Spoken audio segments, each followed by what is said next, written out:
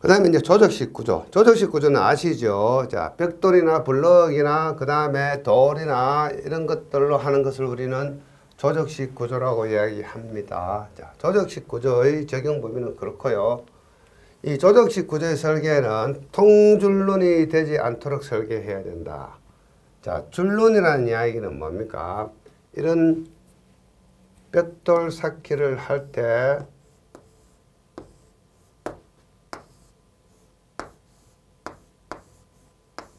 여기에 들어가는 이 부분들을 우리는 줄눈이라고 이야기하고, 통줄눈이 되지 않도록 해야 된다. 통줄눈은 뭡니까?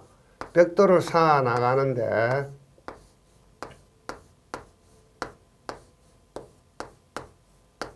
이런 식으로 줄눈이 쭉 연결되도록 하면 안 된다. 쉽게 하면 조금 이렇게 어긋나게 배치해야 된다. 이런 뜻이 되겠습니다. 자, 조적식 구조인 각처의 벽은 펜심 하중이 작용하지 않도록 설계해야 된다. 펜심 하중이라는 이야기는 뭔가 하면은, 이런 집안이 있으면, 이런 구조가 있으면은, 이 하중이 전체에 걸쳐가지고 동일한 하중이 작용하는 것을 동동하중이라고 이야기하죠. 펜심 하중은 이 부분의 하중이, 이 부분의 하중 P1이 있고, 이 P2 있다면은, P2 하중이 더 크다면은 펜심 하중을 받는다. 이렇게 이야기합니다. 그래서 하중이 동일하지 않는 것을 펜심 하중이라고 이야기한다 정도 기억을 하시면 되겠고, 그 다음에 조적식 구조의 기초. 자, 조적식 구조의 내력벽의 기초는 연속 기초로 해야 된다. 요거 꼭 기억하셔야 됩니다. 연속 기초, 줄 기초. 자, 요건 우리가 앞에서 기초 파트에서 공부 좀 하셨죠. 자, 요런 어떤 기초 위에 벽체가 이렇게 시공이 된다면, 여기서 내려다본 모양을 그려보면은, 기초가 이렇게 있으면은 이렇게 벽이 올라가는 거죠. 이 기초를 우리는 뭐라 그랬습니까? 연속 기초이다, 줄 기초이다, 이렇게 이야기했죠. 기초판. 기초판은 철근 콘크리트 구조 또는 묵은 콘크리트 구조를 하되, 기초벽의 두께는 250mm 이상 되어야 된다. 자, 요것이 우리는 기초판이라고 이야기할 수 있습니다. 여기 벽체라면은 기초판이 이렇게 되어 있겠죠. 자, 요 기초판은 철근을 이렇게 배건하거나 철근을 배건하지 않아도 좋은데, 요 기초벽의 두께는, 요것이 두께죠. 요 두께 T는 적어도 250mm 이상 해야 된다. 이런 뜻이 되겠습니다. 자, 여러분들 요 자료 옆에다가 이런 그림까지 같이 메모를 하시면 좀 이해가 빠르겠죠. 내력벽의 높이 및 길이. 자, 이것이 만약에 내력벽이라면 이 내력벽의 높이, 그 다음에 이 길이 L. 2층 건축물이 2층 내력벽의 높이는 4m 이내. 자, 2층의 건축물이라는 이야기는, 이것이 만약에 2층이라면은, 요것이 1층이고 2층이라면은, 여기에 내력벽이 이렇게 만약에 이렇게 들어간다고 생각해 보시면 되겠습니다. 이런 내력벽이라면은, 이 높이는 4m를 넘으면 안 된다. 4m 이내, 이런 뜻이 되겠습니다. 그 다음에 내력벽의 길이. 대림벽의 경우에는 그 접합된 부분에 각 중심을 이은 선의 길이를 치는데, 이 내력벽의 길이, 이 내력벽의 길이는 10m 이내여야 한다. 이런 뜻이 되겠습니다. 그 다음에 조적구조인 내력벽으로 둘러싸인 부분의 바닥 면적은 80제곱미터. 양쪽에다가 이런 내력벽을 설치를 해서 이런 건축을 한다고 생각해 보면은, 요것도 내력벽이고 요것도 내력벽이고 요것도 내력벽이고 요것도 내력벽이라면은, 요 내력벽으로 둘러싸인 요것의 면적은 80제곱미터 넘으면 안 된다. 이런 뜻이 되겠습니다. 그래서 만약에 더 넓다면은 다음은 여기다가 이렇게 또 내력벽을 또 만들어 줘야 되겠죠. 이런 식으로. 그래서 이 내력벽과 내력벽 사이의 면적은 80제곱미터 이내여야 한다. 그래서 이것보다 더 커지면은 중간에 새로운 내력벽을 만들어라. 이런 뜻이 되겠습니다. 자, 요거 시험 문제 잘 나오죠. 80제곱미터 이내여야 한다. 길이는 10m 이내여야 한다. 높이는 4m 이내. 그래서 4m, 10m, 80제곱미터 요거 꼭 기억하시기 바랍니다. 자, 그 다음에 조금 디테일하게 자, 조적식 구조의 내력벽의 두께와 관련된 기준들입니다. 그림을 하나 그려놓고 하겠습니다. 자, 2층 구조의 건축물을 제가 하나 그리겠습니다.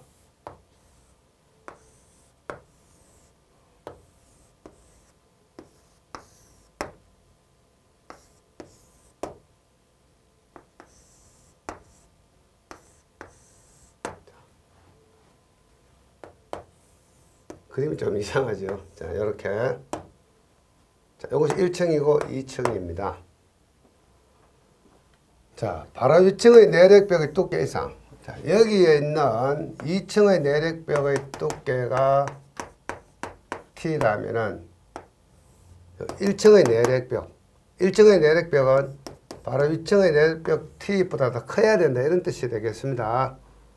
그리고 다음 표의 기준을 따라갑니다. 우선 표부터 설명해 보겠습니다. 건축물의 높이와 벽의 길이가 있습니다.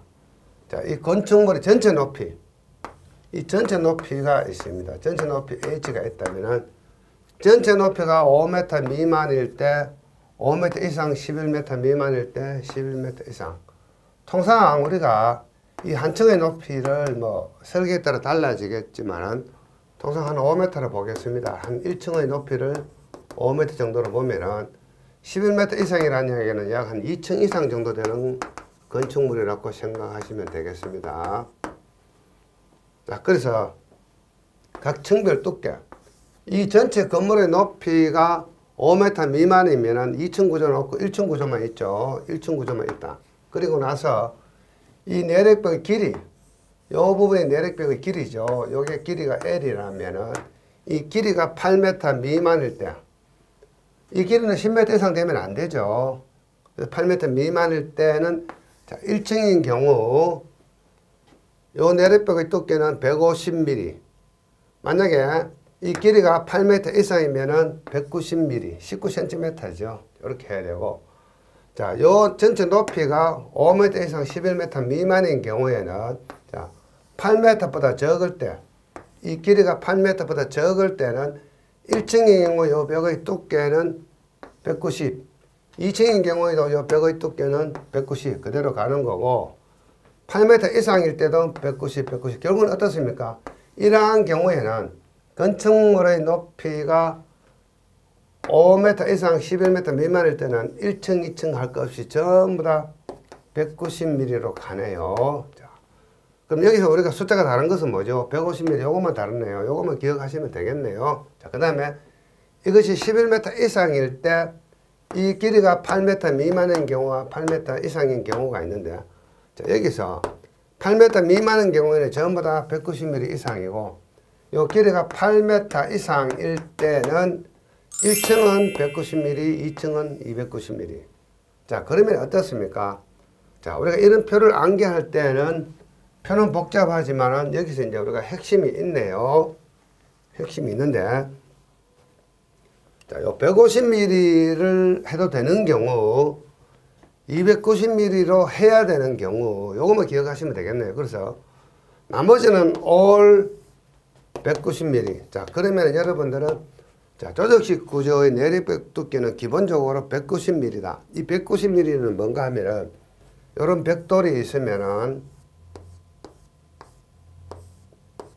표준 벽돌은 경우 요 길이가 어떻습니까? 190mm입니다. 표준 벽돌인 경우에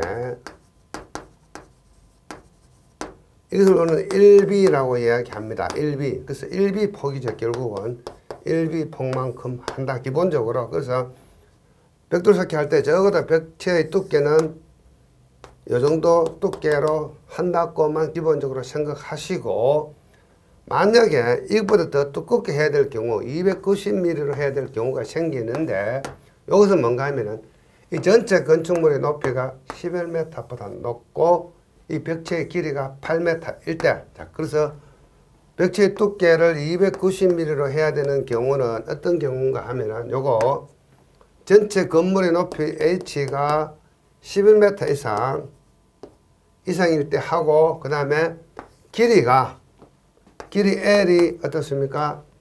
8m 이상일 때, 8m 이상일 때는 벽체의 두께를 290mm로 한다. 요거 꼭 기억하시고, 그 다음에 150mm로 해도 되는 경우, 150mm로 해도 되는 경우는 어떤 건가 하면, 자, 150mm로 해도 되는 경우는 이 높이가 5m 이하일 때, H가 5m 이하일 때 하고, 그 다음에 1층일 때, 길이가 8m 미만일 때, 8m 미만일 때는 어떻습니까? 150mm로 해도 좋다. 이런 뜻이 되겠습니다. 법에 나오는 내용은 되게 복잡한데, 이런 그 두 개만 기억을 하시면 되겠고, 그 외에는 전부 다 190mm로 한다. 그 다음에 또 단서 조항이 있습니다. 조적재가 벽돌인 경우와 블럭인 경우 두 가지로 나눌 수가 있겠죠. 벽돌인 경우에는 벽 높이의 20분의 1 이상 되어야 된다.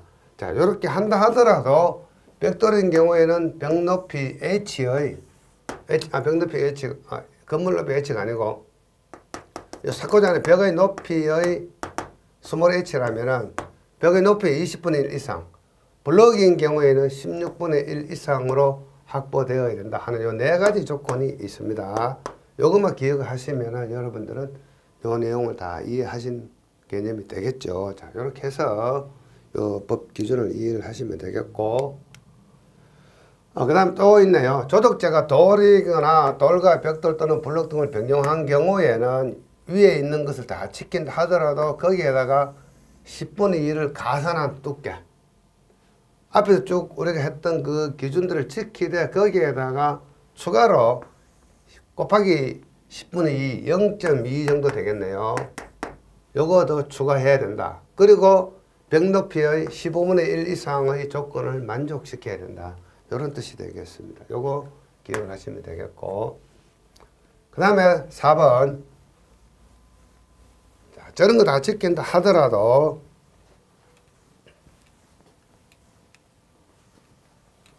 조적식 구조인 내력부로 둘러싸인 부분의 바닥 면적이, 앞의 조건들은 조적식 모든 구조에 해당이 되는 거죠. 모든 구조에 해당이 되고, 자, 정리해보면은 조적식 구조는 80제곱미터를 넘으면 안 된다. 그리고 내력벽의 기준은 조금 전에 우리가 했던 내용을 다 지켜야 되고, 그 지키되 또 그 면적이 60제곱미터 이상이 되면은 이 기준을 지켜야 된다 해서 앞에 있던 조건들을 다 지켜야 되고, 거기에다가 이 조건까지 지켜야 된다. 이 조건도 가만히 보면은, 자, 2층 구조인 경우 1층은 290mm, 2층은 190mm 한다. 결국은 2층은 통상 우리가 건물 한 층을 5m 정도로 보면 2층은 10m 정도로 보면 되겠습니다. 그래서 앞에서 보시면은 11m 이상에 해당되는 것 중에 요거하고 거의 같네요. 290, 190mm. 이런 규모의 건축물이다 생각하시면 되겠습니다. 그래서 290, 190mm 요거 기억을 좀 하시면 좋겠습니다.